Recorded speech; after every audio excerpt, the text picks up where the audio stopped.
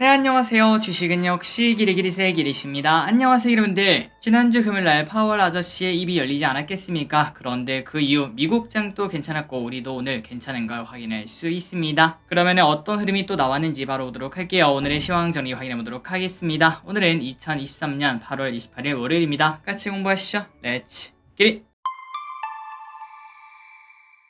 오늘 코스피는 0.9% 상승, 코스닥은 1.1% 상승으로 둘 다 더할 나위 없이 좋은 걸 확인할 수 있습니다. 그리고 이 와중에 쏠린 현상도 없었고 상승 종목이 압도적으로 높았던 걸 둘 다 확인할 수 있죠. 그리고 코스피 차트는 바닥권에서 또다시 올라와 2543. 다만 아쉬운 거는 3전은 오늘은 또 300원 빠져서 66,800원에 마무리가 되었습니다. 그리고 코스닥 같은 경우도 좋은 흐름을 나타냈고 다만 에코프로비엔과 에코프로 이 두 녀석은 또 보합권의 움직임을 나타냈습니다. 그러니까 오늘 혼자서만 올라가는 막 그런 모습이 아니라 그냥 전체적으로 올라가는 그런 모습이었다고 볼 수 있겠죠. 매동은 좋았습니다. 개인이 2,700원 매도, 외국인은 보합권, 기관이 3,000원 매수, 연기금 200원 매수합니다. 이 와중에 연기금 뭘 샀나? 삼성 SDS, 아모레G, 현대건설, 네이버, LNF를 매수. 그 반면 매도한 거는 삼성전자, 쿡홀딩스, 현대차, 포스코홀딩스, 삼성바이오로직스를 매도합니다. 오늘의 증시 포인트를 보도록 하겠습니다. 일단 오늘부터 중국 거래세가 인하가 되었죠. 그러다 보니까 중국 증시가 오늘 장 초반부터 좋은 흐름을 나타냈고 이 와중에 중국 관영 매체는 지금 중국 주식은 저평가다, 부정적 뉴스에 휘둘리지 말라 이렇게 말하며 시장을 끌어올리기 위해서 열심히 노력하는 걸 확인할 수 있습니다. 중국 증시 저점이 머지않았다는 걸 확인할 수 있죠. 그리고 이 와중에 오늘 우리나라에서는 이 소식이 뜨거웠습니다. 현대건설 등 미국 SMR 첫 수주 전망에 강세를 나타냈다고 합니다. 원전 관련주가 좋은 흐름을 나타냈죠. 그리고 환율은 3.5원 하락해 1323.5원. 아시아 증시는 전체적으로 좋은 흐름을 나타냈습니다. 다만 상해랑 항생은 처음에는 3%대 상승을 나타냈으나 그런데 슬금슬금 빠져서 1% 상승에 거래가 되고 있습니다. 금요일날 좋았던 미국 오늘 또 소폭 상승 중. 그리고 코스피 선물은 외국인이 정 마지막에 좀 매수하나 싶더니 마지막에는 전부 다 던지고 보합권으로 마무리가 되었습니다. 옵션 같은 경우는 콜옵션 매도, 풋옵션을 소량 매수했습니다. 쇼핑을 보겠습니다. 개인, 삼성전자, 포스코홀딩스, 고버스,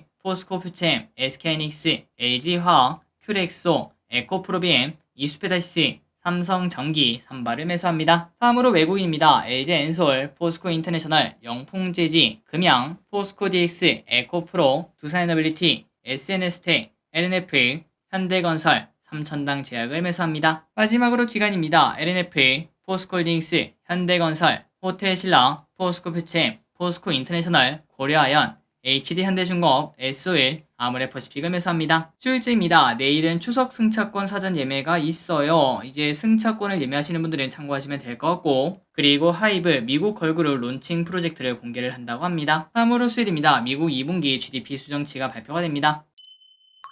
오늘의 섹터입니다. 원자력 관련주 그리고 반일 중국 관련주. 원자력 관련주가 좋았습니다. SMR 건설 수주 보도에 오르비텍 상한가 근처까지 상승, 그리고 현대건설 8% 상승. 참고로 오르비텍은 이미 그 전부터 오르는 모습을 나타냈는데 방사능 검사에 관련된 그런 기업이라서 이미 반일 관련주로 오르고 있는 걸 확인할 수 있었습니다. 그리고 우진 7% 상승, 두산에너빌리티 2% 상승, 서전기전 상한가 도착, 한신기계 21% 상승. 오랜만에 원자력 관련주가 바닥권에서 강한 양봉이 나왔습니다. 연속성이 있을지 보도록 하겠습니다. 다음입니다. 반일 중국 관련주가 좋았습니다. 오염수 방류로 인해 중국이 일본 불매 운동을 시작했다 이런 얘기가 나오고 있죠. 우리가 몇 년 전에 해보지 않았겠습니까? 이 불길이 그렇게 쉽게 끝나진 않을 것 같습니다. 신성통상 0.7% 상승, 모나미 5% 상승. 그리고 지난주에는 음식료 관련주가 좋았잖아요. 그런데 이번에는 관광에 관련된 유통에 관련된 기업들이 좋은 흐름을 나타냈습니다. 그 이유는 중국이 일본 단체 관광을 단체로 취소하고 있다는 소식이 나오고 있다고 합니다. 그렇다면 그 수혜를 우리나라가 받을 수도 있겠죠. 현대백화점 4% 상승, 신세계인터내셔널 10% 상승, 롯데관광개발 6% 상승. 그 반면 일본 면세점을 운영하는 JTC는 11% 급락하는 걸 확인할 수 있습니다. 그리고 그 중에서도 특히 밥솥이 인기라고 합니다. 또한 정수기도 오염수 우려에 상승을 했다는 소식입니다. 피코그램 7% 상승,